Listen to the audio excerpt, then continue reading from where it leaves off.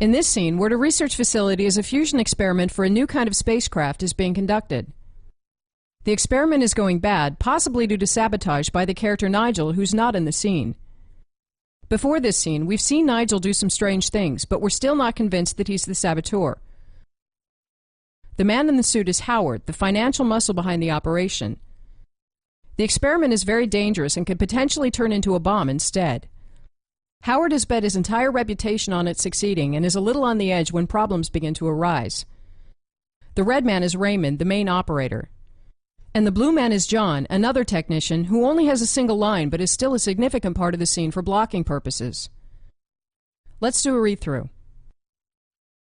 Raymond stares flabbergasted at the computer screen as rows of warning lights flare up. Hang on. What the hell's going on here? What? The security perimeter is going down across the board. Go find Nigel. Okay, the power is going down. John stops short of the door as the whole control room suddenly shuts off. They all freeze in their tracks, realizing the seriousness. Well, get it back up. Use Nigel's terminal. Raymond quickly rolls his chair to Nigel's screen. Why is this one still on? John steps forward, alarmed. Tell me the containment field isn't down. Nope, it's still on. Why the hell would he turn the perimeter off?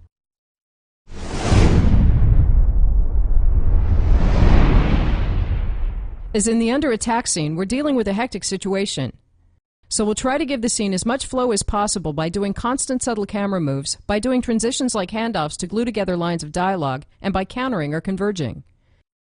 The gray character is Howard, who we've placed in the middle of the room since he's the one who came up with the money and probably doesn't know how to operate the equipment. The red character is Raymond, who we've placed by this terminal so we can later roll over to Nigel's terminal, which is here. We could place John anywhere, but we've placed him here to assist Raymond for the first half of the scene, which allows us to group them together and do fewer shots. The basic character movement comes from the script, although we'll add some more movement to create opportunities for handoffs. Since Howard is stationary in the middle of the room, his entire movement consists of turning left and right to follow the action. At some point, John walks out and stops short of the door, then turns. The script says that he steps forwards when his line comes up, but we'll be doing a slow push on him later, which will have the same effect. Also, at some point, Raymond rolls his chair over to Nigel's terminal. We'll build the blocking by first placing keyframes and then deciding on how to connect them. In the beginning, we would need a shot on the monitor and then one on Raymond.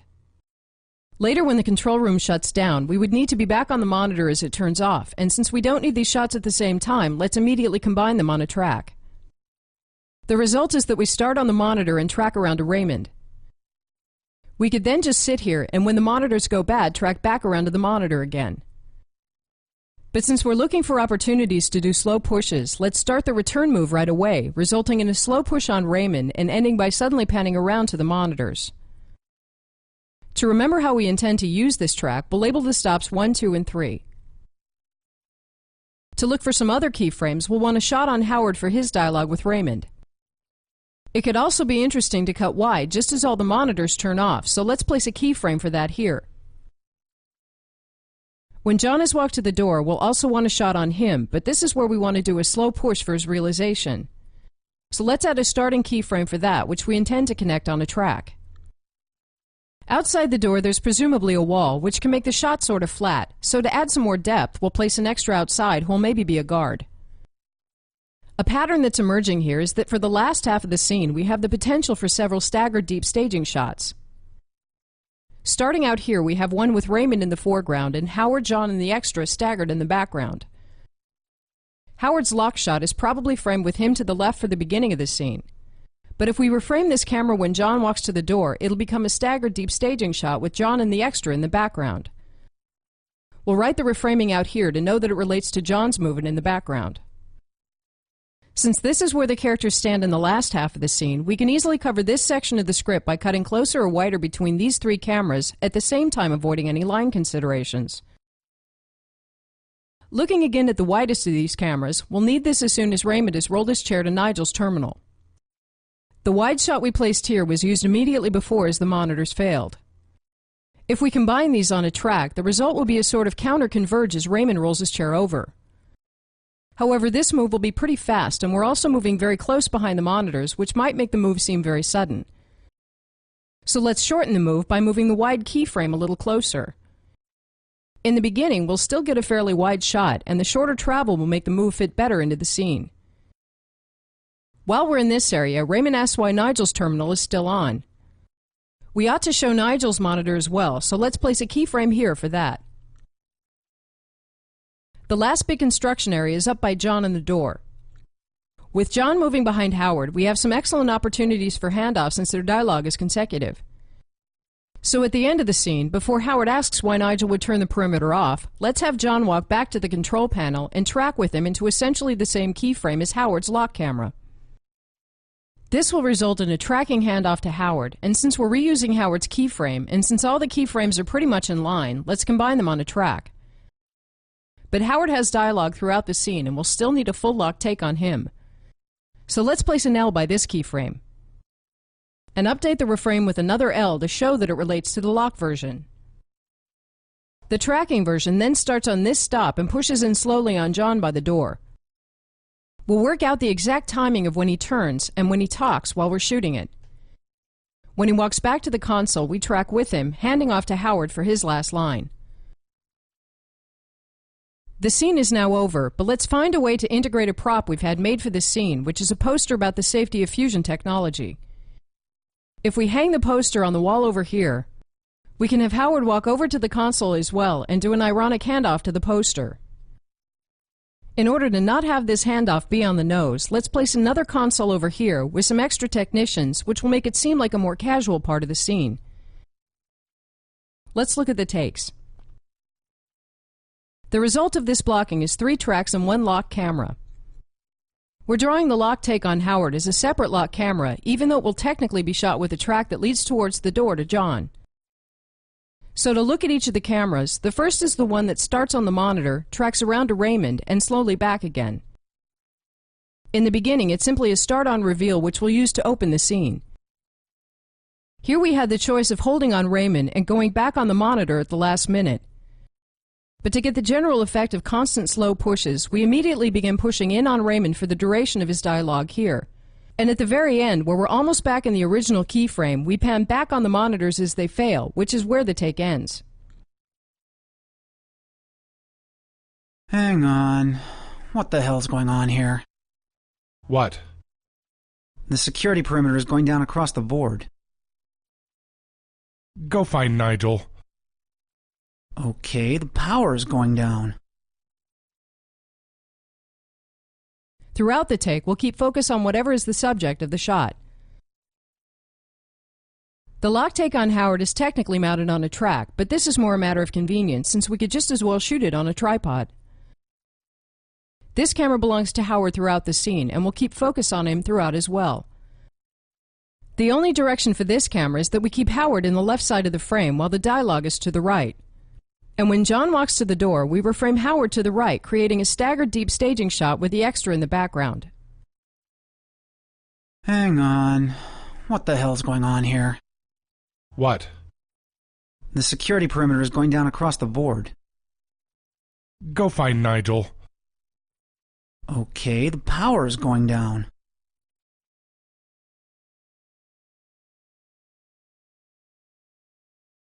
Well, get it back up. Use Nigel's terminal.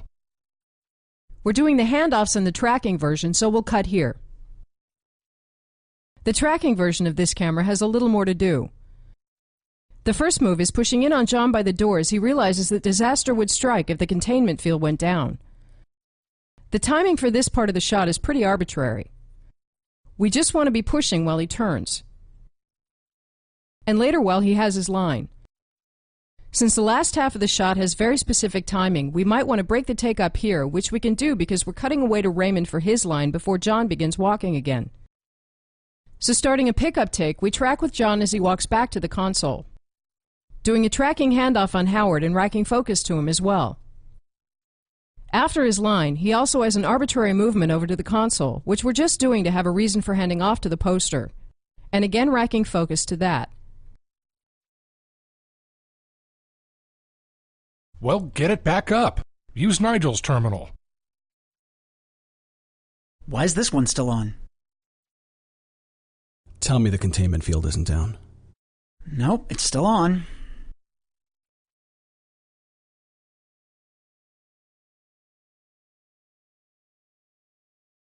Why the hell would he turn the perimeter off?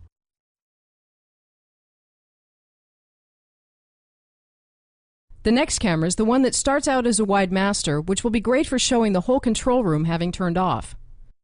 We'll leave the camera running throughout the beginning, but we might only cut to it once in this position. As Raymond rolls his chair over, we converge or counter, which will both add drama and bring us into a great staggered deep staging shot here. Since we're cutting dialogue between this camera, Howard's, and John's pushing close shot, we'll leave it running. But as John walks back to the console, we might as well cut since we'll be in the tracking handoff camera. Hang on.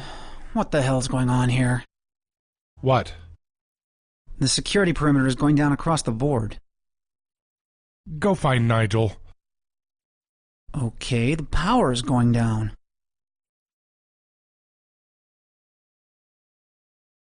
Well, get it back up. Use Nigel's terminal. Why is this one still on? Tell me the containment field isn't down. Nope, it's still on. Throughout the take, we'll keep focus on Raymond. The final camera is the insert on Nigel's monitor. It'll be interesting to see in editing where we can fit it in, because the best time to cut to it is also the time where we counter on Raymond, which is a far more preferable take.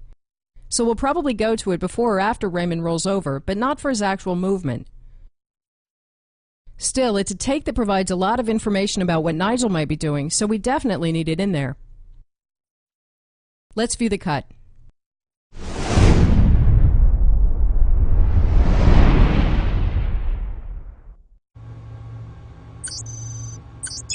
Hang on.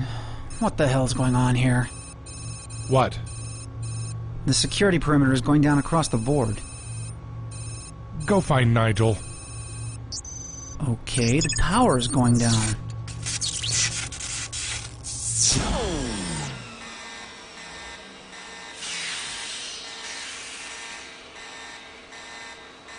Well, get it back up. Use Nigel's terminal. Why is this one still on?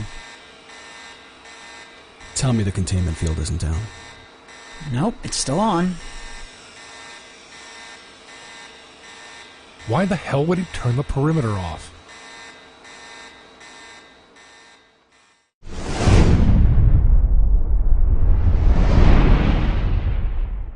The next scene takes place in a courtroom during a custody battle. Martin, the blue man, has over a period of 5 years abandoned his family to live a self-indulgent and irresponsible lifestyle with a variety of girlfriends. His wife Karen, the blue woman, has somehow held out hope that he would come back, but has finally been preparing to divorce. What has happened now is that Martin has found out that his estranged father is dying and is leaving millions of dollars to Martin's children instead of to him, so Martin has suddenly shown up to try to get custody. The red woman is Karen's attorney, Mrs. Rawlings, and both her and Karen know nothing about this. The red man is Martin's attorney, Hayden. Let's do a read-through. Rawlings addresses Martin. Mr. Sanford, were you in any way forced out of your home or pressured by your wife to leave? No. I'm sure we can all see the logic of why Mr. Sanford, without any prior warning, would leave his wife and children to go off somewhere and vanish for 5 years. Objection. Mr. Sanford, now that you suddenly and out of the blue have returned to Chicago, do you plan to be a responsible parent? Yes, I do. How can you expect anyone to believe you, given that you abandoned your own children? I don't know. Does it matter? They are still my children. I made a mistake, but now I want to be there for them, 100%. Well, do you, Mr. Sanford? Will you please tell us all how you came to the conclusion that you all of a sudden are ready for that kind of commitment? Did your many affairs leave you lonely? Your last girlfriend ditched you less than a month ago, isn't that correct, Mr. Sanford? Hayden jumps up from his seat. Objection. Overruled. The witness will answer the question. That has nothing to do with it. And isn't it true, Mr. Sanford, that your constant philandering has started to bore you and that responsible parenting is nothing but your latest fad? Objection. Objection sustained. Please rephrase the question, Mrs. Rawlings. Mr. Sanford, is your wish to resume your role as a responsible parent a fad? No! Mr. Sanford, how can you expect this court to grant you full custody of 2 children you barely know? Your wife is and has been an excellent mother, so doesn't that strike you as a crazy demand? And I don't recall you having pled temporary insanity. At least not yet. Objection! Stop harassing the witness! Sustained. Please make your point. No further questions, Your Honour. The witness may be excused. Rawlings sits down next to Karen. Did you really have to ridicule him like that? If you want to keep full custody of your children, Mrs. Sanford. Martin gets down from the witness stand and walks to the prosecution's table, momentarily exchanging looks with Karen.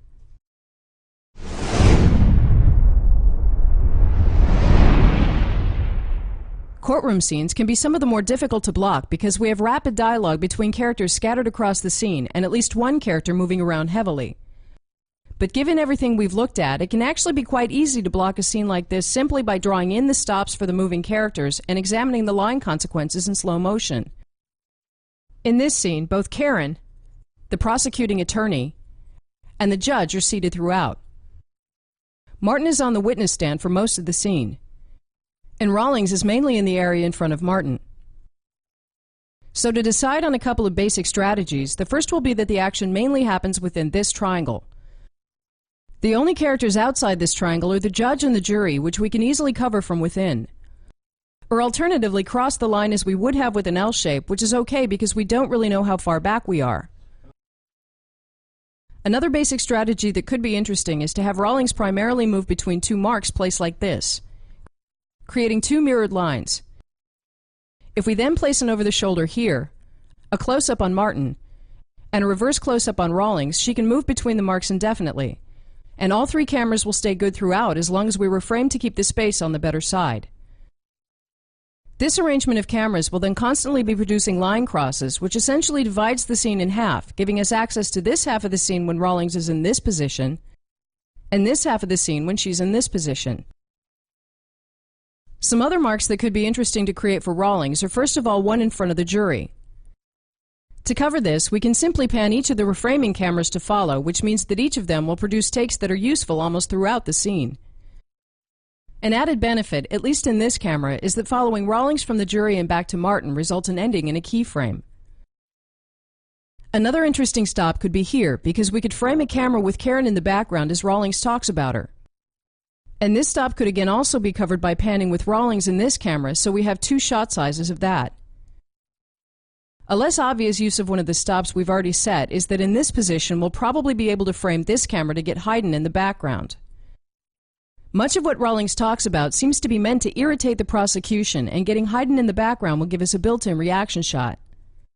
But a consideration is that for Rawlings' 2 stops here, we want to frame for the space closest to Martin, which is most comfortable for dialogue. However, to get Hayden in the background, we need to frame for the space behind her. So let's primarily frame the shot right, and then frame for Hayden the times we want to show his reaction. We would also need a close-up on Hayden, which we'll probably usually cut to from one of these cameras. A thing we get for free here is that Rawlings' movement creates 2 lines here, and as long as we place Hayden's close-up sandwiched between them, we'll be able to use it regardless of which side of the line we're on. But a thing we might want to plan for is that Hayden often stands up and sits down as he yells objection. If we're this close, we'll be tilting hard up and down, and one of his heights will therefore be an extremely high or low angle. So let's move his close-up further away and use a longer focal length, which requires much less change in angle to follow him. Now would be a good time to find out the timing of Rawlings' movement between the marks.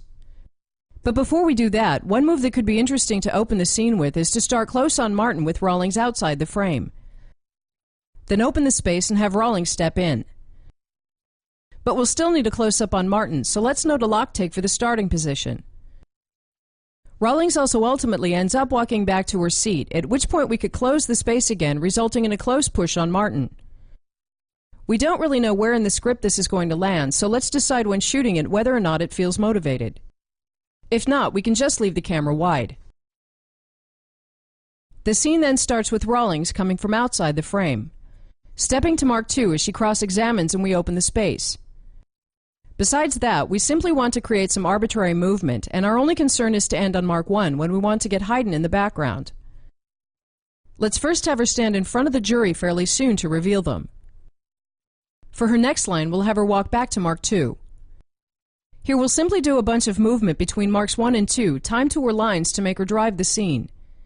So here we'll move back to Mark 1, then to Mark 2, and back to Mark 1 just in time for Haydn to call objection in the background, for which we might cut to his close-up as well. A little later we'll have her walk to Mark 2 again, and later back to Mark 1. For the line where she mentions Karen more than anywhere else, she'll walk to Mark 4, which is in front of her. Here she can do her last bit of questioning, after which she walks to the defenses table and sits down, which will be a Mark 5. Her movement is then back and forth between Marks 1, 2, and 3, one way to Mark 4, and ends on a new Mark 5 by the table. With this as the basic structure, let's put in some more cameras, starting with a camera on the judge before we forget.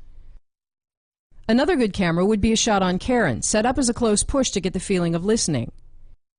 Karen has no lines until the end, so this would be a generic shot we could just do for 20 seconds and cut to when we want. Likewise, we could do a slow sideways track on the jury to show them listening, which again has no time reference, so we'll simply shoot 20 seconds we can cut to at will.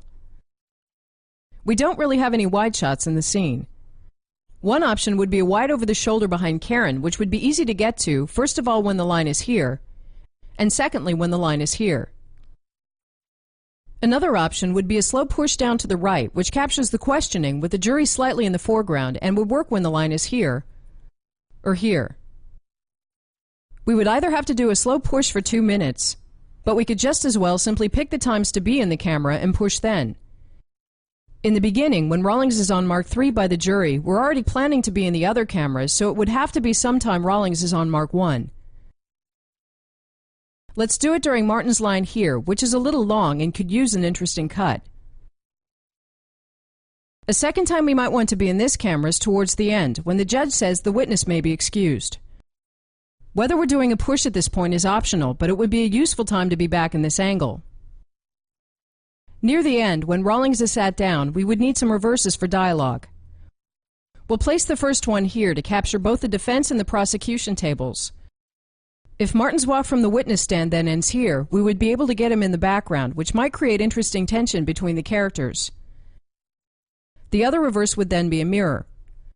We could use the ending position of Karen's push for this angle, but we want the push to be near the other cameras or the angle could get a little hard. And the coverage also seems a little more structured if these cameras match, so let's do a short lock take. Prior to this, Rawlings is on Mark 4 and the line is here. For covering her walk to Mark 5, we could start in this camera and track around to the first reverse, which could be a classy move that would get us to the other side of the line. We could then time Martin's arrival to after their brief dialogue, which would give us time to have the characters send each other looks. Let's look at the takes. The result of this blocking is 11 cameras, of which 5 are on tracks. However, the lock camera here is the locked version of the camera that pulls out from Martin, so technically it's 10 setups. If you want to practice editing a scene with a lot of line issues, this scene is good to experiment with, so we'll again play the full takes of each camera. The first camera is the one that pulls out from Martin and opens the space as Rawlings steps in.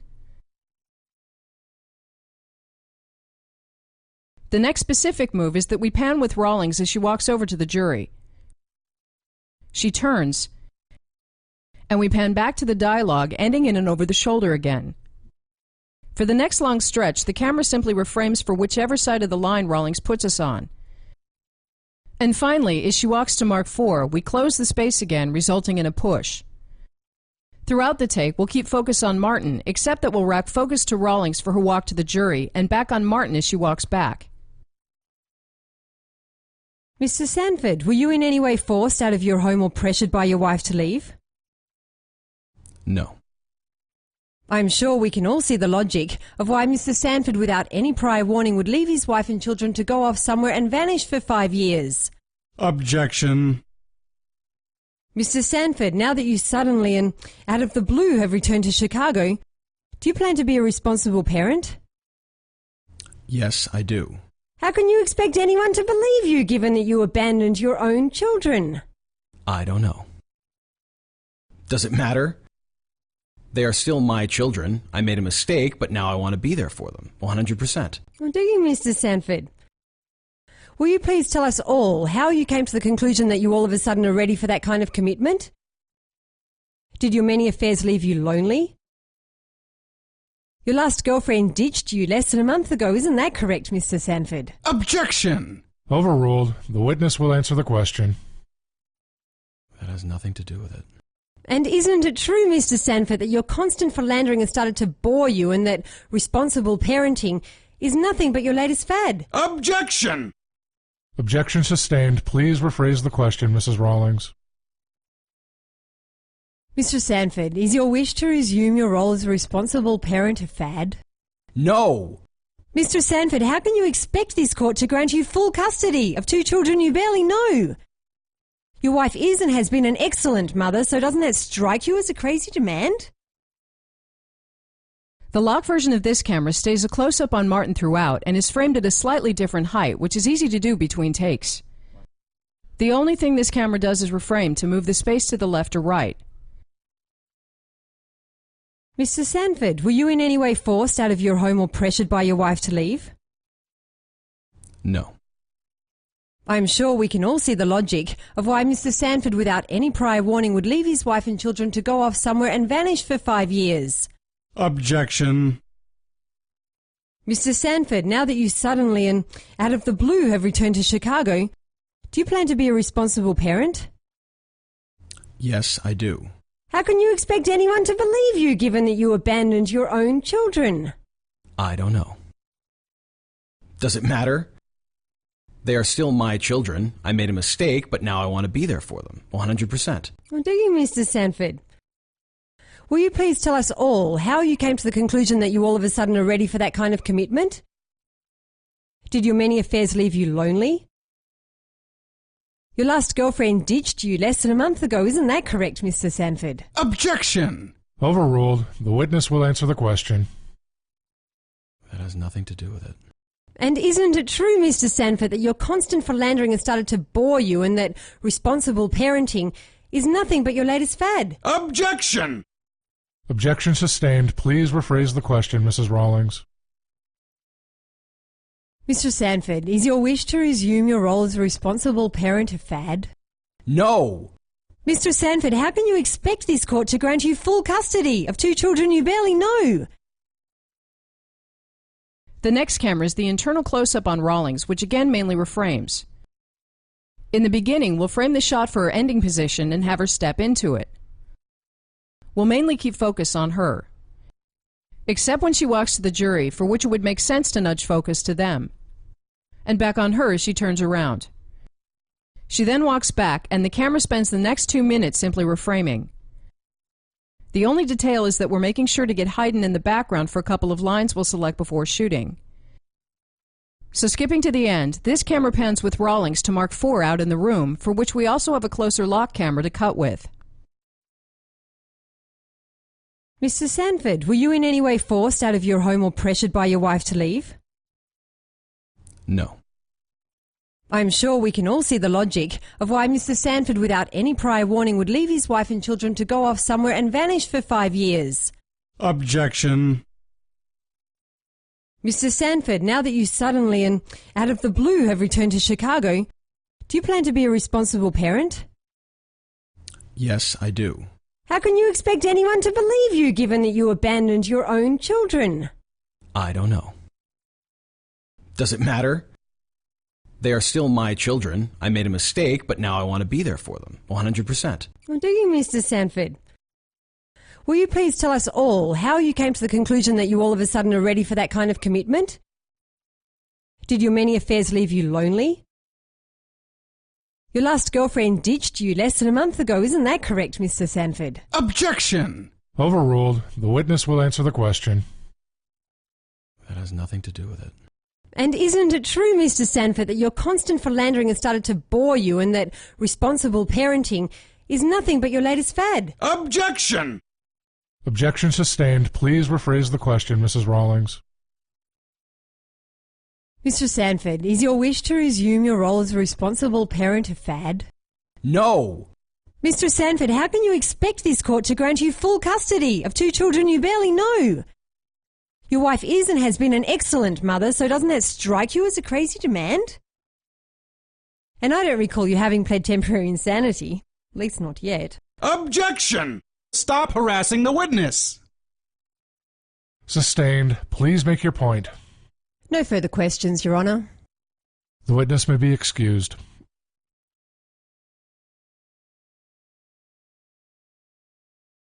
Moving on to Hayden's close-up, we placed the camera further back with a longer lens so we wouldn't have to tilt his heart up and down to follow him. Since he's the only person in the shot, let's not do a full take, but instead shoot him wild with his lines much closer together.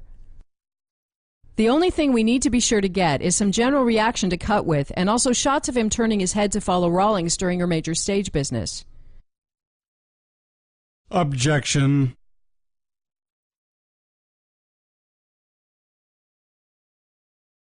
Objection!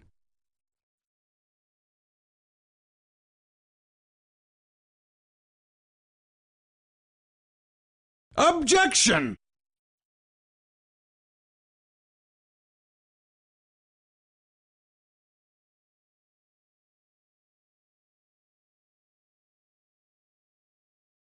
Objection! Stop harassing the witness!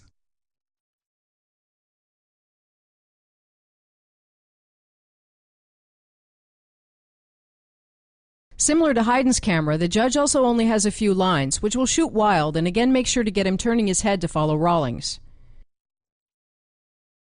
Mr. Sanford, were you in any way forced out of your home or pressured by your wife to leave? Objection. Objection! Overruled. The witness will answer the question. Objection! Objection sustained. Please rephrase the question, Mrs. Rawlings. Objection! Stop harassing the witness! Sustained. Please make your point. The witness may be excused. Karen's close push is again a generic reaction shot. She has no lines here, so this take is additionally without sound. A 10 to 20 second push should give us enough to be able to cut to her a couple of times for listening. The sideways track on the jury is also a generic take. As with a judge's camera, we don't have to be that worried about which side of the line we're on. Like with the L shape, the same shot could be produced from further back using a longer focal length, so it doesn't feel like a line cross even if it is.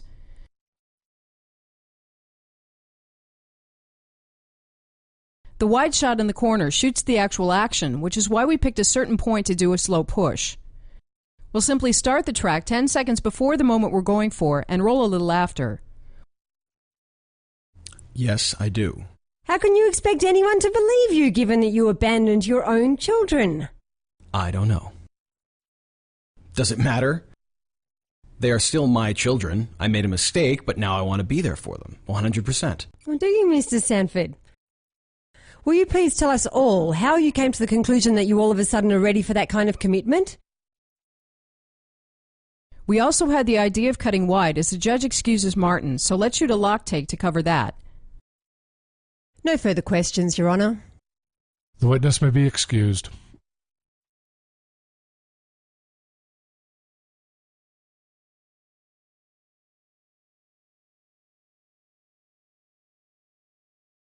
Before we move on to the ending, let's look at the close-up on Rawlings while she's on Mark IV. The close-up on her from the witness stand has already panned with her, so this is essentially the close version. Mr. Sanford, how can you expect this court to grant you full custody of two children you barely know? Your wife is and has been an excellent mother, so doesn't that strike you as a crazy demand? And I don't recall you having pled temporary insanity. At least not yet. Objection! Stop harassing the witness!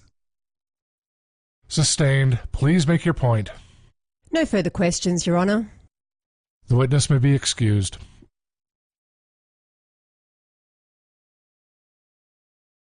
The ending starts in the over-the-shoulder behind Karen. We could have shot a full take here as well, but we already have so many cameras it feels like a waste of time. The camera tracks as Rawlings walks over, ending on the opposite side of the line and with a clear view to the prosecution in the background. Focus for this shot is mainly on Rawlings, but when Martin eventually steps into the background, we could rack focus to him as he and Karen exchange awkward looks. No further questions, Your Honor. The witness may be excused.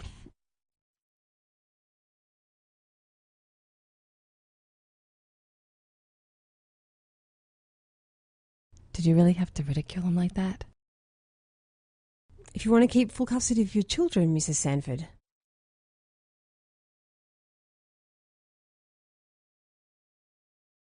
The last camera is the matching reverse. This camera also starts out on the right side of the line, so we could also cover the line cross from here, although the matching reverse that tracks is far nicer. For this angle, we'll leave focus on Karen.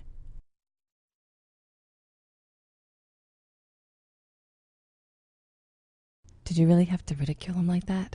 If you want to keep full custody of your children, Mrs. Sanford.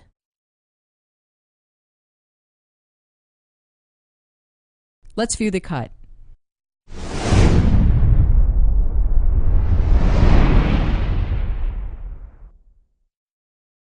Mr. Sanford, were you in any way forced out of your home or pressured by your wife to leave? No. I'm sure we can all see the logic of why Mr. Sanford, without any prior warning, would leave his wife and children to go off somewhere and vanish for 5 years. Objection. Mr. Sanford, now that you suddenly and out of the blue have returned to Chicago, do you plan to be a responsible parent? Yes, I do. How can you expect anyone to believe you, given that you abandoned your own children? I don't know. Does it matter? They are still my children. I made a mistake, but now I want to be there for them, 100%. Well, do you, Mr. Sanford?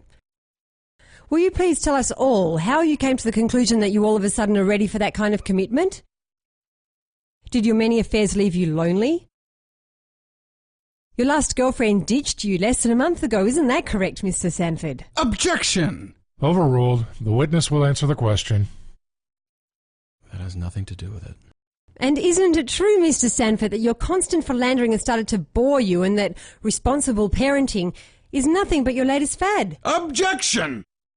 Objection sustained. Please rephrase the question, Mrs. Rawlings.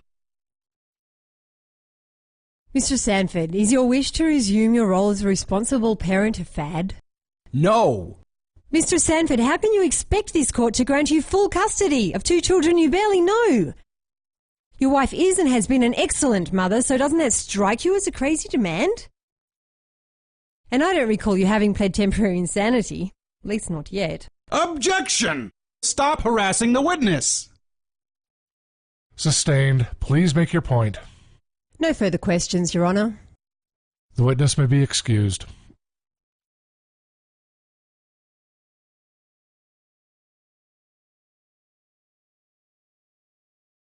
Did you really have to ridicule him like that? If you want to keep full custody of your children, Mrs. Sanford.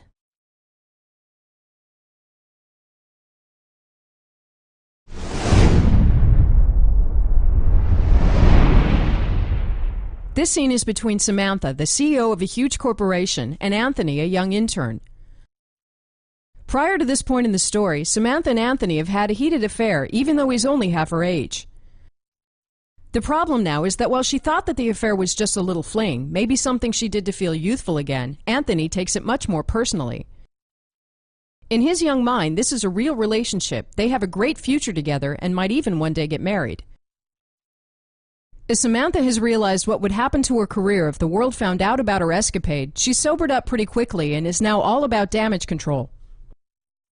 Let's do a read-through. The rain beats the window pane. Anthony is sitting on a sofa. Samantha is walking around restlessly. Just for the record, I didn't come on to you. You came on to me. I most certainly did not. Did too. Did not. Did too. We can't handle this like babies, Anthony. What's there to handle? You know just as well as I that this can never happen. You didn't like it? Samantha sits down opposite Anthony. I didn't say I didn't like it. You didn't act like someone who didn't like it. Anthony, I need you to not tell anyone about this. Why not? You just can't. You're gonna have to do better than that. Anthony, I'm happily married. I have 2 children. I'm CEO of a Fortune 500 corporation. This wouldn't look good on my resume. Anthony gets up and walks around agitated. Well, crap. You should have thought of this a little sooner. Is this some standard corporate procedure? Bring in the up-and-comer, mess around with his feelings, and then issue a gag order? What about me, huh? Where do I fit in? I'm really sorry. Yeah, you're sorry, all right. Just for the wrong reasons. I made a terrible mistake, okay? He's not used to being labeled a terrible mistake. Anthony, if people find out, I'm ruined. The stock will plummet, I'll be forced to resign, my family will break up, I'll have to sell my house. I'll lose everything. I can't believe that's what you want. He's still angry, but that's a heavy consequence. I should blackmail the hell out of you. I'm hoping you won't.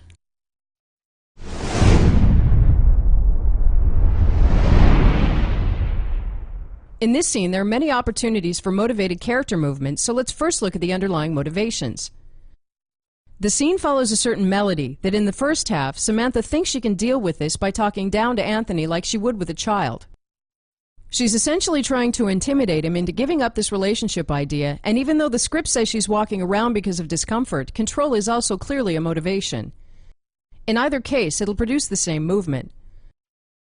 But the character who has the power is really Anthony, because if he decides to go public, the consequence is entirely for her. So she'll be doing most of her moving in the first half until she realizes this. In the first half, Anthony is sitting on this sofa, which is written in the script, but also makes sense because having him sit calmly while she walks around foreshadows a superior position. Ultimately, Samantha will end up opposite him, so let's build the scene forwards and backwards from this point. In the beginning, the script again says that the rain is beating on the window, and whether or not this is written, starting on the window and pulling out would be a good move. We could then have Samantha start here and move into the shot as we open the space. But since their dialogue goes rapidly back and forth for the first half minute, we have the possibility of a really elegant move. If Samantha walks around in a circle like this, we could create a shot that continuously opens the space.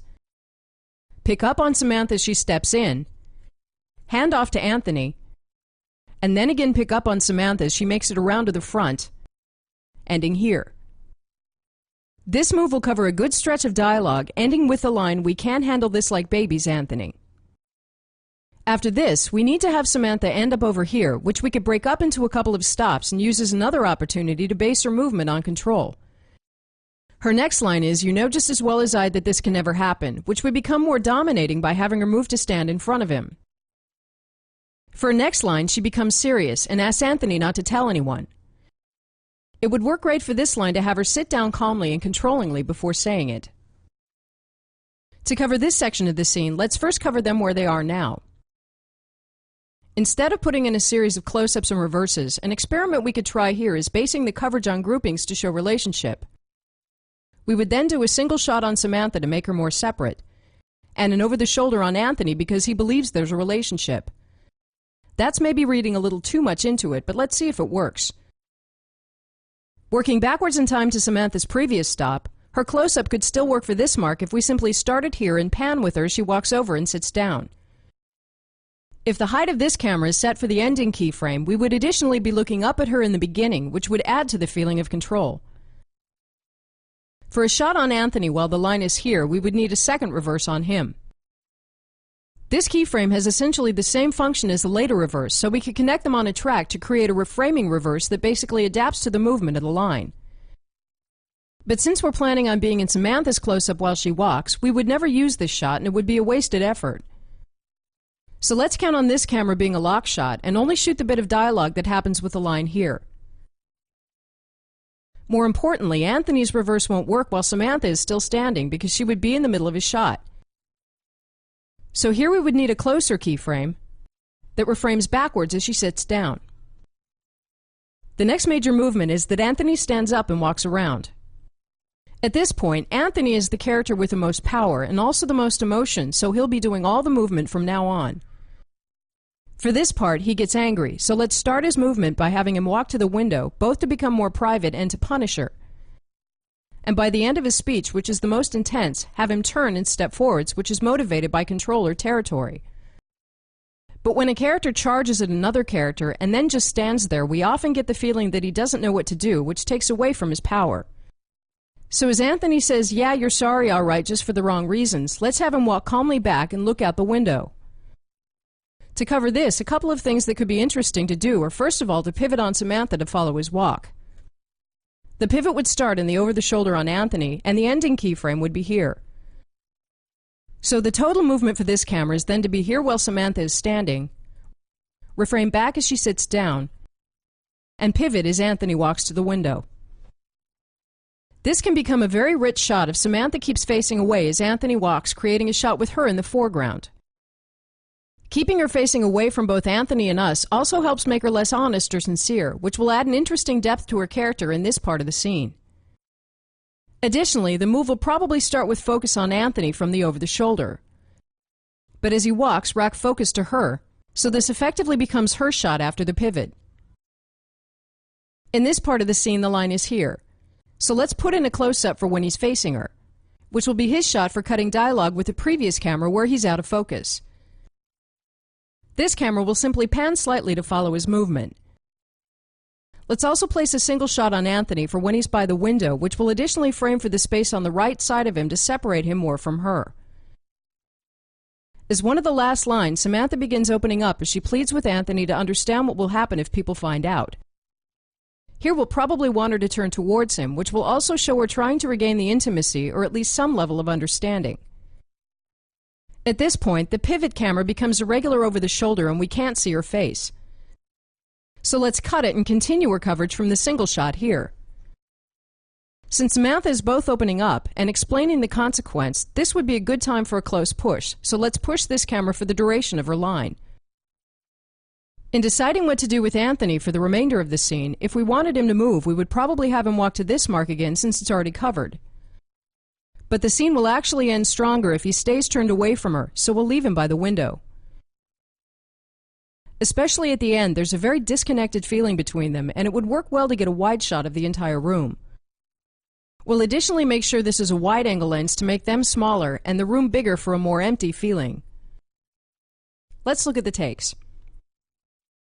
The result of this blocking is 4 lock cameras and 3 on tracks.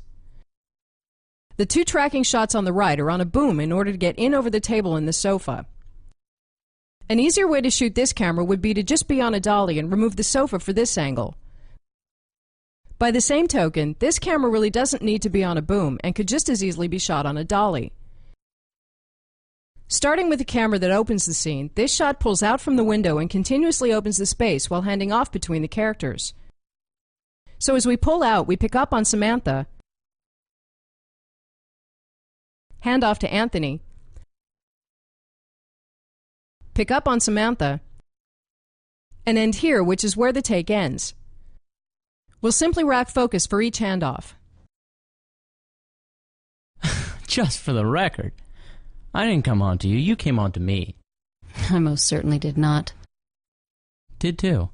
Did not. Did too. We can't handle this like babies, Anthony. The next camera is the one we put in to have a reverse on Anthony for the short time the line is in this position. We can't handle this like babies, Anthony. What's there to handle? You know just as well as I that this can never happen.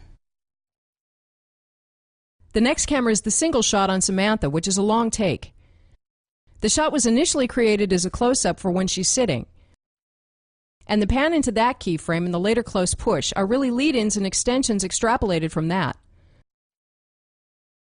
We'll probably cut to this camera immediately after the opening, and the angle will work for all lines in the scene. Because the level is set for when she's sitting, this is where we get the added benefit of shooting up on her, which makes emotional sense for this part of the scene. As she sits down and we tilt with her, we're then in the original keyframe. We'll leave this camera running throughout the dialogue, even though the second half is covered better from the pivoting camera over here. But in case something goes wrong, we have this as a backup. With Anthony having moved back and forth over on the right, the last thing this camera does is push in on her during the most sincere lines towards the end.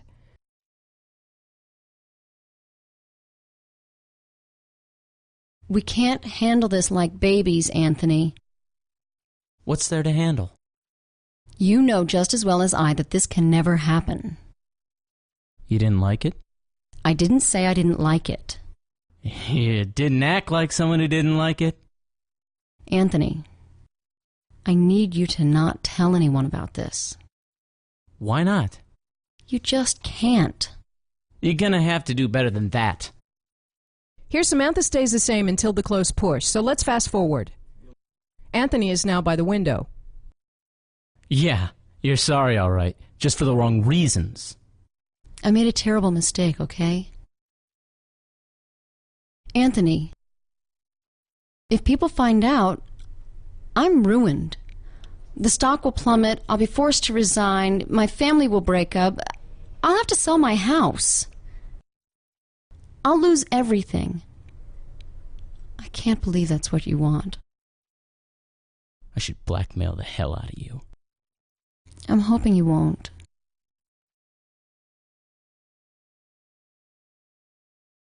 The pivoting camera is probably the richest camera in the scene and is active as soon as she crosses the line to stand opposite Anthony. The keyframe here is the one we added to adjust the framing for while she's standing. And when she sits down, we reframe backwards. Here we stay for a while, and the next thing that happens is the pivot when Anthony walks to the window. So far, focus has been on Anthony, but halfway through the move we'll rock focus to Samantha and make this her shot for the rest of the scene. This will create a very meaningful deep staging shot with her in the foreground, and having her face sideways to both Anthony and us makes her appear either insincere or ashamed.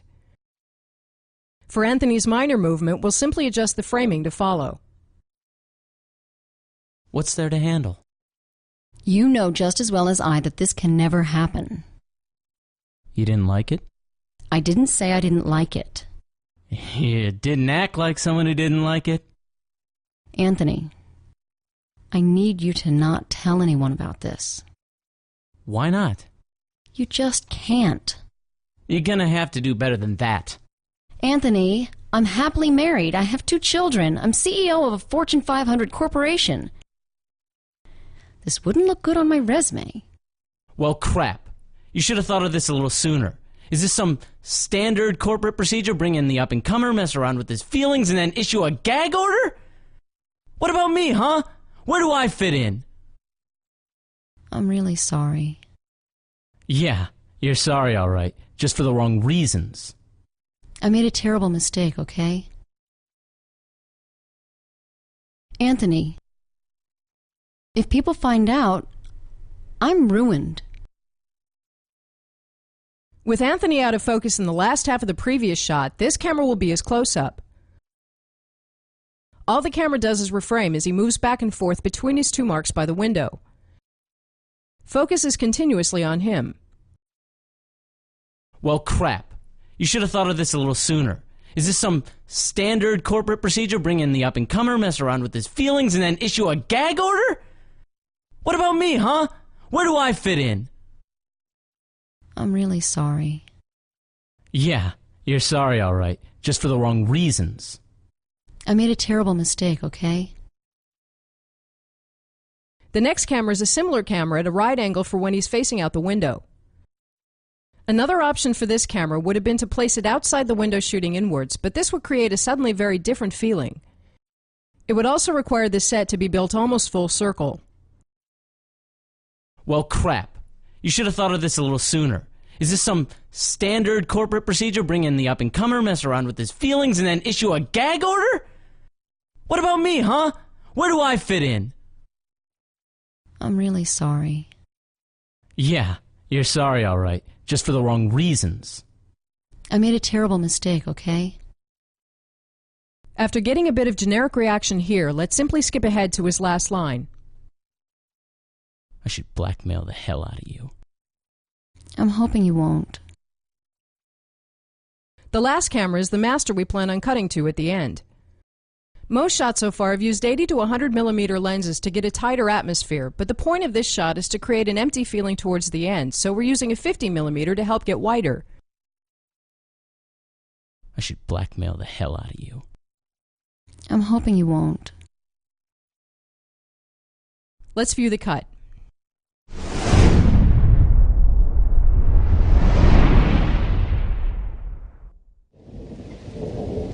Just for the record, I didn't come on to you, you came on to me. I most certainly did not. Did too. Did not. Did too. We can't handle this like babies, Anthony. What's there to handle? You know just as well as I that this can never happen. You didn't like it? I didn't say I didn't like it. You didn't act like someone who didn't like it?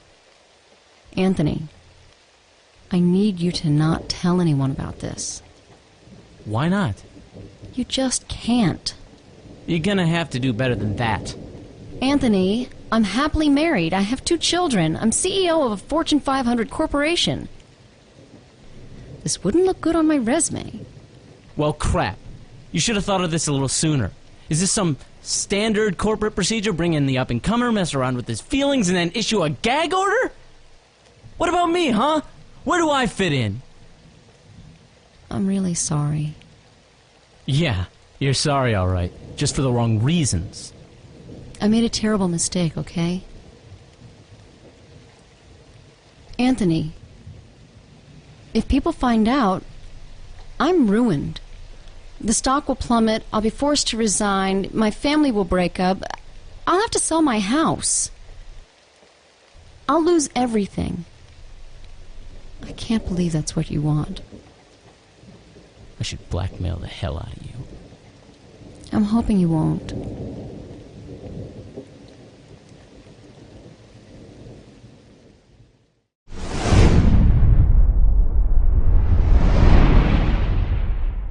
In this scene, we're with a group of treasure hunters looking for an ancient and priceless statue. Several rivaling teams from around the world have found the same clues and are all looking for it. There's a saying about the statue that anyone who sees it shall die a painful death, and most characters in the story, including this group, saw it before a cave collapse. Helen, the woman, is an archaeology professor brought along for her ability to read inscriptions. She's very logical and finds it hard to believe there's actually a curse. Even so, people are suddenly dying for mysterious reasons, and James, the leader of this team, is inclined to believe that there is a curse, not because of conviction, but because of what he's seen. The blue man is Edward, who's along as a buddy. He always seems to mess things up, and in this scene he's quite drunk. Let's do a read-through. Helen and Edward are sitting close together near the campfire. The forest is getting chilly as night falls. Why do you think they took off like that? Probably late for a dentist appointment. But have you ever seen their teeth? The sound of moving foliage and branches cracking. Helen and Edward turn around, startled. They're relieved to see James emerge from the bushes. Looks like the German expedition is having some trouble of their own. All their porters have disappeared too. Don't tell me. The curse. The curse. I can't believe it. You are grown human beings. How can you believe in some bloody superstition? Doesn't it strike you as odd that everybody who's seen the statue is dead? Except us. I'm very aware of that fact. Maybe they just tripped and fell. Look, it's the same with the people who uncovered the Pharaoh's grave. There's always a perfectly sensible explanation. James gives her a look while he gets some large bullets and begins loading his rifle. Ooh, look, I'm a big ugly statue of some guy who's been dead for 10,000 years. Fear my wrath. Shh. What? They hear intense wood cracking from above. Louder and louder. Suddenly, a massive log of rotten wood whooshes down and slams into the ground, scattering the campfire. It becomes darker. Ah! Holy crap! James looks intently to Helen. What? Oh, come on. Branches break all the time. Edward, I told you not to harass the gods. Sorry. What? You can't seriously believe this is caused by a curse? For Christ's sake, Jim, you're a civilized man. James cocks his rifle. Not so civilized I've lost my instincts. James suddenly turns around. A beat. Then gunfire is heard coming from the German camp. Stay here. He disappears into the bushes. Helen stands for a moment, then runs after him. Helen! Come back here! Didn't you hear what he just said? Edward realizes how dark it is, then runs after them, scared.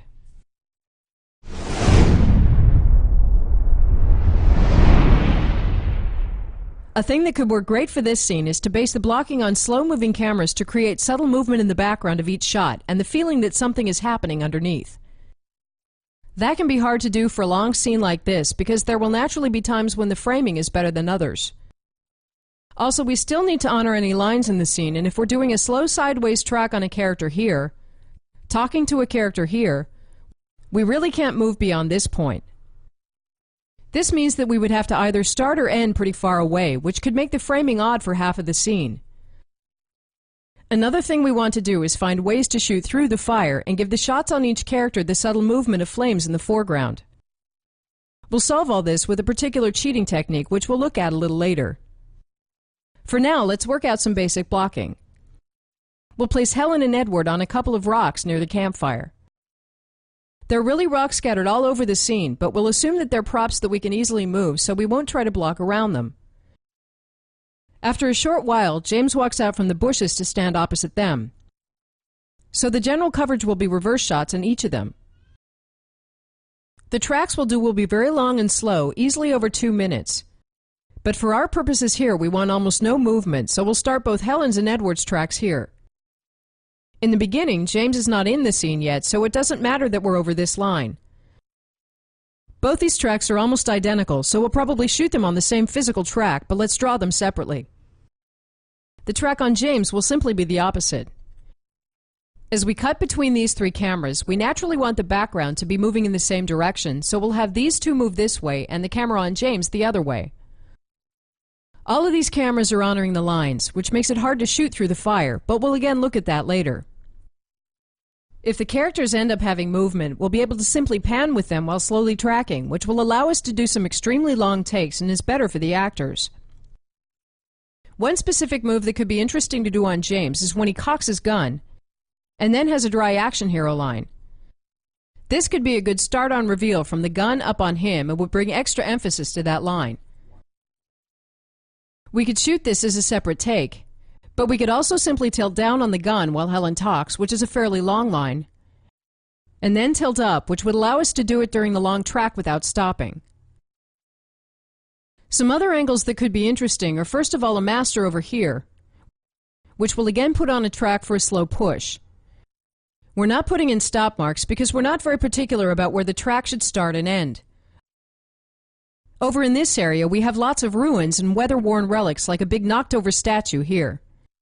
So let's also create a crane move for the beginning of the scene, where we start here and crane out and down from the statue, revealing Helen and Edward. Another move that could be interesting is when James emerges from the bushes, making a lot of noise. We could make this part of the scene a little more suspenseful by being in this camera as Helen and Edward look in that direction, withholding the source of the noise. And then cut to a camera here as James becomes visible. As he walks over to his first mark, we could then pivot this camera with him, incidentally ending in a keyframe that matches this camera, which could also be useful. These cameras easily cover the first half of the scene, up until the log suddenly slams into the campfire, so let's look at how we're going to cover that part. It would be extremely dangerous to have a real log fall on the campfire, so the shot will probably be done as a live action plate with a 3D log inserted in post. What we need then is a shot that basically has the right camera and character movement, but without the log.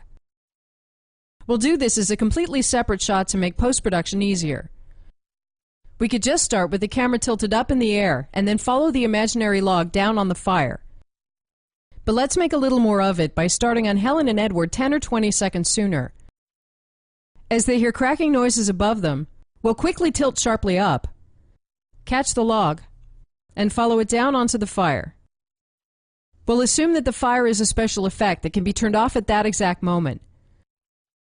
After the effect, we'll cut, but we might want to do a full take from this angle as well with the camera already set up.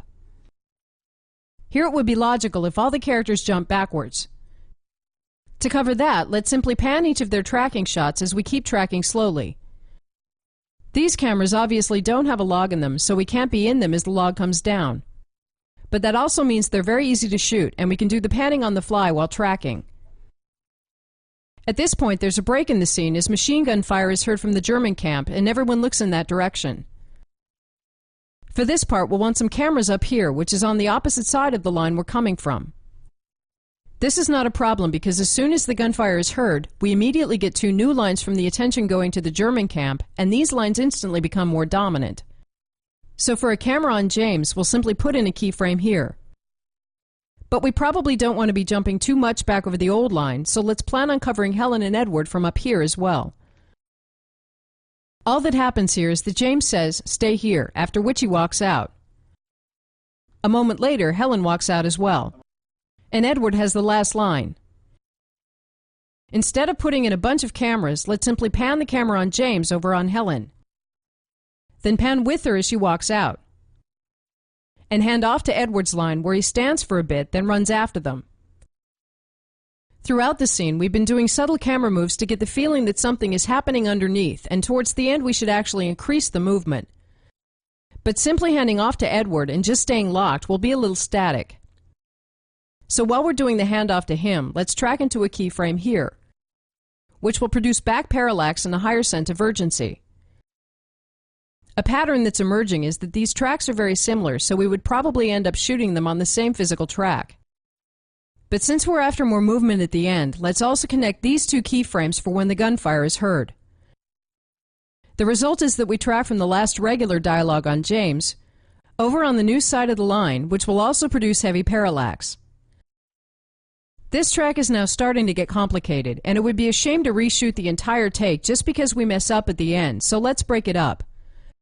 A good time to break it is just before James cocks his gun. How this track would then work is that we first do the long and slow part of it, and cut as Helen has her last line. Picking up, we'll then start down on the gun. Tilt up, and as gunfire is heard, suddenly track over here. James walks out. We pan over on Helen, and pan with her leaving as we start to track, handing off to Edward while we keep tracking. This move will need a couple of takes before we get it right, but it could be very rewarding. Let's look at the takes. This is a dark scene, so it can be a little hard to make out the cameras. The two cameras on Helen and Edward are shown with these two tracks, although it would make sense to actually lay separate tracks. This camera is the track on James. This camera is the slow tracking wide shot. This camera is the one that pivots with James when he emerges from the bushes, ending up matching the wide shot. And this camera is the lock shot for following the imaginary log. Let's start by getting the opening crane move out of the way. For this shot, the crane could just as easily be stationary, but we want the move to push at the same time to bring us into the scene and not simply stand outside of it. Pushing the base also helps avoid the circular motion of the crane. This move is before the dialogue really begins, so we would need to decide what Helen and Edward are doing. We could either make up some arbitrary chit-chat, which we would play at a lower volume, or we could just have them sit and enjoy the campfire. Either would work. The plans have been purposefully arranged to give us more parallax. For the slow tracks on each of the characters, we want to be shooting through the fire as much as possible. This is easiest with the tracks on Helen and Edward because we can start over the line in the beginning when James is not yet in the scene, and also because there's only one character on James's side. The purpose of tracking slowly is to get subtle movement in the background. But we're only tracking a couple of feet over several minutes, so we're moving extremely slowly, and it's the long focal length that makes it work. When the imaginary log falls down, we'll simply pan to follow their movement, but if we mess up, we can always do a pickup. A thing to notice is that in this scene, we're doing a single move to cover the entire dialogue. If we wanted to move any faster, we could easily either run out of track, cross a line, or get a bad framing. In that situation, we would instead do the desired move for the first half of the scene, back up, and do an identical move for the second half of the scene. For these tracks, we'll play the entire takes, in case you want to load them into an editing system and experiment with different editing. But the dialogue is the same in each take, and you might want to fast forward after a while. Why do you think they took off like that? Probably late for a dentist appointment. Have you ever seen their teeth?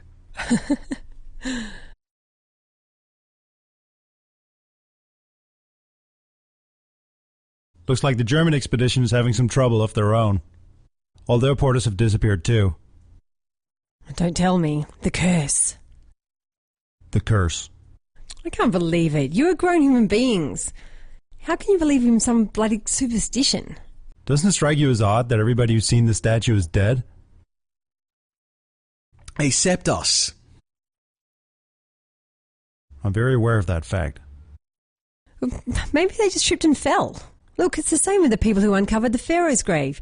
There's always a perfectly sensible explanation. Ooh, look, I'm a big ugly statue. Some guy's been dead for 10,000 years. Fear my wrath. Shh. What? Ah! Holy crap! What? Oh, come on. Branches break all the time. Edward, I told you not to harass the gods. Sorry. What? You can't seriously believe this is caused by a curse? For Christ's sake, Jim, you're a civilized man. The take on Edward is essentially the same, except it's easier to get the fire in the foreground because he's more to the right. Why do you think they took off like that? Probably late for a dentist appointment. Have you ever seen their teeth?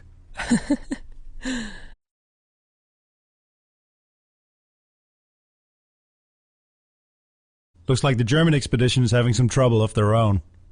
All their porters have disappeared too.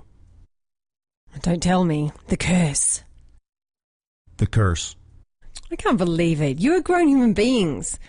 How can you believe in some bloody superstition? Doesn't it strike you as odd that everybody who's seen the statue is dead? Except us. I'm very aware of that fact. Maybe they just tripped and fell. Look, it's the same with the people who uncovered the Pharaoh's grave. There's always a perfectly sensible explanation. Ooh, look, I'm a big ugly statue. Some guy's been dead for 10,000 years. Fear my wrath. Shh. What? Ah! Holy crap! What? Oh, come on. Branches break all the time. Edward, I told you not to harass the gods. Sorry. What? You can't seriously believe this is caused by a curse? Moving on to the slow tracking wide shot, we'll be pushing instead of tracking sideways. We're again only tracking a few feet over several minutes, but pushing won't result in any movement in the background. So we've made sure to get some plants directly in the foreground, or the camera would seem to be standing still. There's no point in spending the track on rolling in the beginning, since we already have the crane in the other cameras. Have you ever seen their teeth?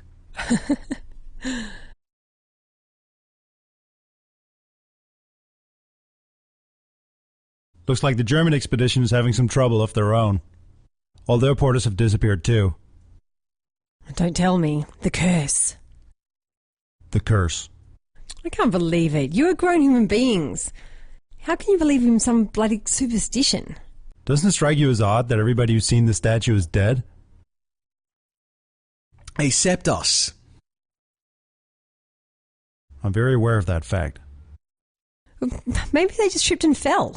Look, it's the same with the people who uncovered the Pharaoh's grave. There's always a perfectly sensible explanation. Ooh, look, I'm a big ugly statue. Some guy's been dead for 10,000 years. Fear my wrath. Shh. What? As soon as the characters have fanned out, the framing in this shot doesn't really stick together and will cut. The camera that pivots on James as he emerges from the bushes was really only meant to cover that part, but since it matches the previous camera, we might as well keep it rolling in the ending position. It's a lock camera though, and we'll find out in editing whether or not that's distracting to cut with.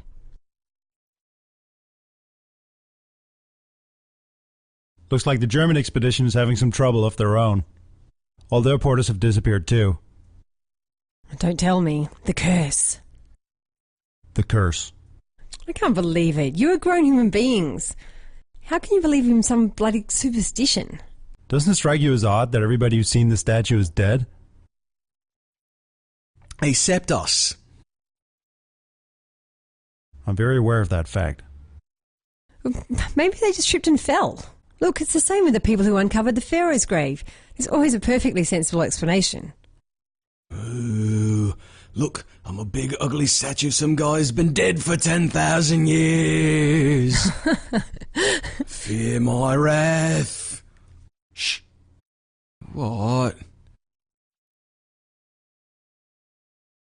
When the characters have fanned out, it's hard to know which side of the line we're on, and we'll cut. We'll do the shot for the falling log as if the log is real. Even though the shot is a completely separate take, we'll start it on Helen and Edward so it seems a more natural part of the scene. We tilt up to catch the log. Then reverse and accelerate downwards to follow it. Whatever tilt speed we end up with will be the speed of the log, so we have to simulate gravity. Here we're actually tilting a little too slowly, and the log doesn't seem to be falling fast enough. The track on James is where we'll need to cheat if we want to be shooting through the fire. The problem is that in order to get in over the fire, we have to move very close to the line between him and Helen and eventually cross it. The solution is that if we simply make sure that James is always looking to the left, it ultimately doesn't matter where the line actually is because the shot will look right. So throughout the take, we will gradually be crossing the line, but with James's eye line going to the left, nobody will ever know it. This is of course easy to do with a 3D character because he doesn't need the other actors to play off of. In real life, we could have Ellen and Edward walk slowly next to the camera to maintain a correct eye line and help his performance.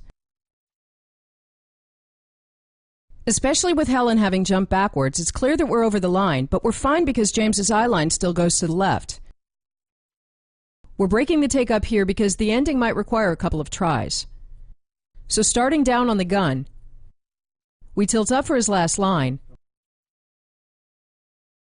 and then track over to the keyframe on the new side of the line. He says, "Stay here," then walks out. We pan over to Helen, who walks after him, and we begin tracking as we hand off to Edward, after which he runs after them. Looks like the German expedition is having some trouble of their own. All their porters have disappeared too. Don't tell me. The curse. The curse. I can't believe it. You are grown human beings. How can you believe in some bloody superstition? Doesn't it strike you as odd that everybody who's seen the statue is dead? Except us. I'm very aware of that fact. Maybe they just tripped and fell. Look, it's the same with the people who uncovered the Pharaoh's grave. There's always a perfectly sensible explanation. Ooh, look, I'm a big ugly statue. Some guy's been dead for 10,000 years. Fear my wrath. Shh. What? Ah! Holy crap! What? Oh, come on. Branches break all the time. Edward, I told you not to harass the gods. Sorry. What? You can't seriously believe this is caused by a curse? For Christ's sake, Jim, you're a civilized man. Not so civilized I've lost my instincts.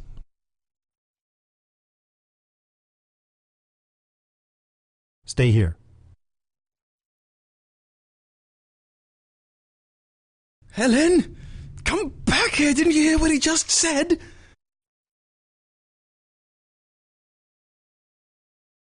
Let's view the cut.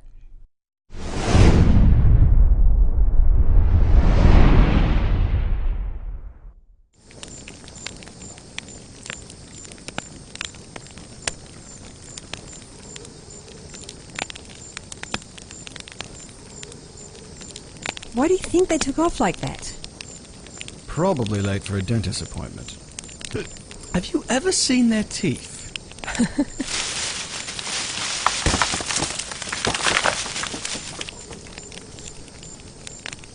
Looks like the German expedition is having some trouble of their own. All their porters have disappeared too. Don't tell me. The curse. The curse. I can't believe it. You are grown human beings. How can you believe in some bloody superstition? Doesn't it strike you as odd that everybody who's seen the statue is dead? Except us. I'm very aware of that fact. Maybe they just tripped and fell. Look, it's the same with the people who uncovered the Pharaoh's grave. There's always a perfectly sensible explanation. Ooh, look, I'm a big ugly statue of some guy who's been dead for 10,000 years. Fear my wrath. Shh. Alright. Ah! Holy crap! What? Oh, come on. Branches break all the time. Edward, I told you not to harass the gods. Sorry. What? You can't seriously believe this is caused by a curse? For Christ's sake, Jim, you're a civilized man. Not so civilized I've lost my instincts.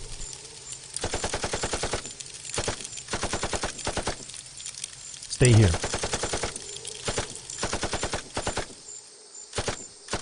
Helen! Come back here! Didn't you hear what he just said?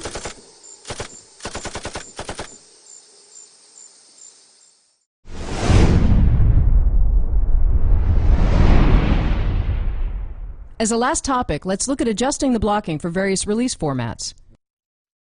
Throughout the course, we've been working in a television aspect ratio, which is 4:3, which means that if the screen is 4 wide, it's 3 tall.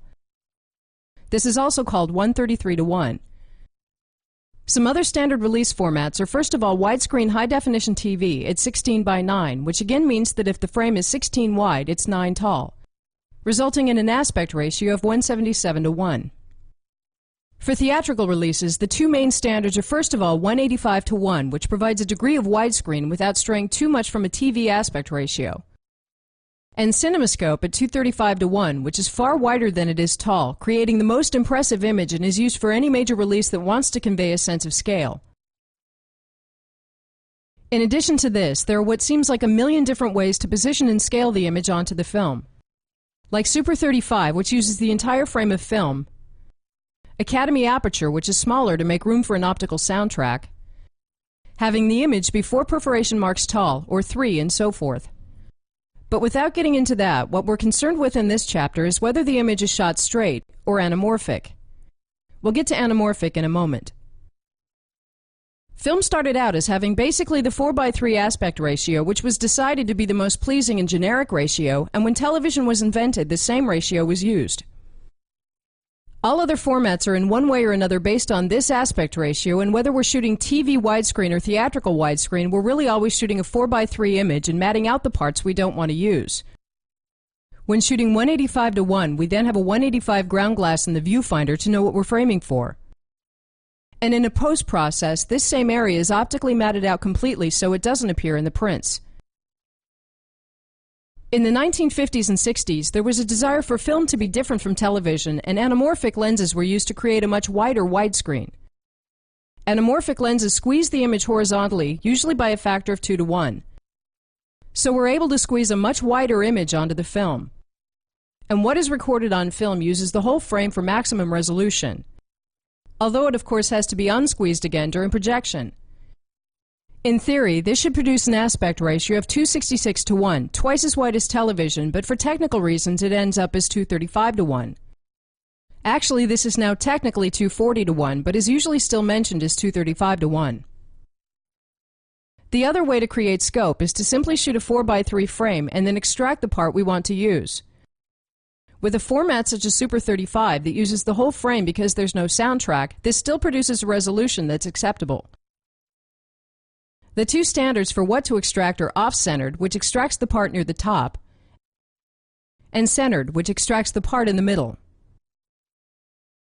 From a technical perspective, anamorphic is harder to work with because it needs more light and produces less depth of field.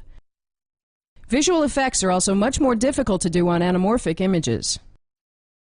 But the most important consideration is framing. In 235, the vertical framing is far more important than the horizontal framing. So if we end up with the framing slightly off horizontally, we can live with it. But if we end up with a bad vertical framing, it immediately sticks out. And moreover, if we're shooting anamorphic, we're stuck with it. We don't have this problem if we're shooting a full Super 35 aperture and simply matting out.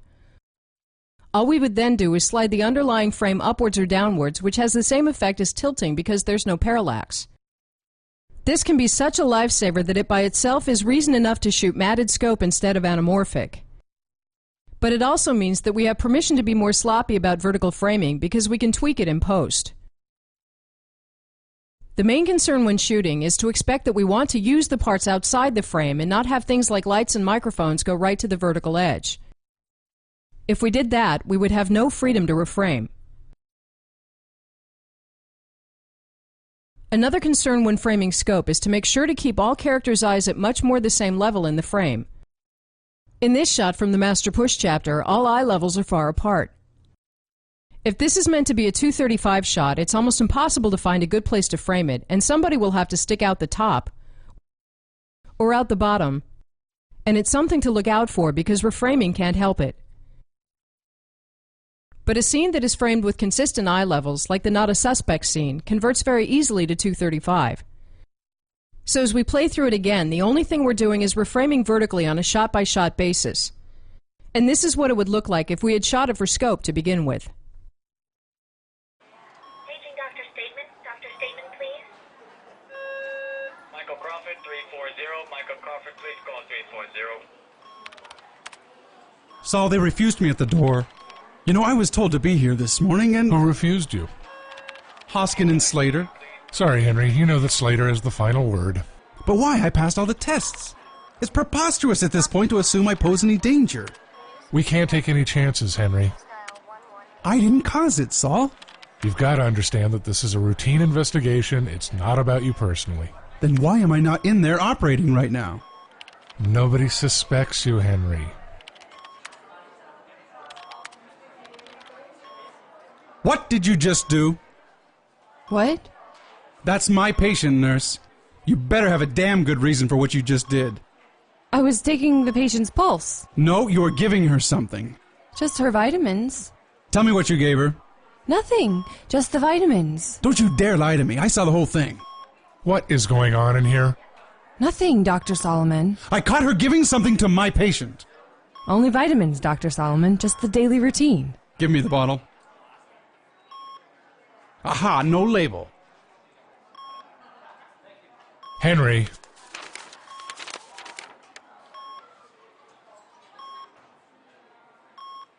I'm sorry, I thought... Sorry, nurse, will you please excuse me?